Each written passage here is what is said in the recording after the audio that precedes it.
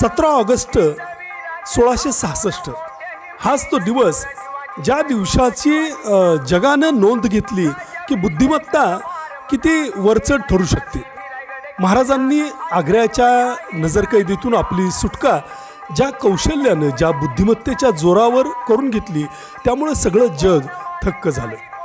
अर्थात ते कथानक इथं आता मी सांगत बसणार नाही, पण बुद्धिमत्ता महाराजांकडे किती ठासून भरलेली होती आणि औरंगजेबासारख्या माणसाला त्यांनी आपल्या बुद्धिमत्तेची एक चमक जी त्यांनी यापूर्वीही अफजल खान वराच्या वेळी शाहिस्तेखानाच्या बोटं तोडण्याच्या वेळी दाखवून दिली होती, ती यावेळी जी दाखवली की औरंगजेब अक्षरशः डोकं धरून बसला असं म्हणतात. स्वतःबरोबर असलेले संरक्षकसुद्धा माघारी पाठवलेले छत्रपती आता आपल्या पूर्ण ताब्यात सापडलेत असं समजणाऱ्या औरंगजेबाला हा मोठा धक्का होता.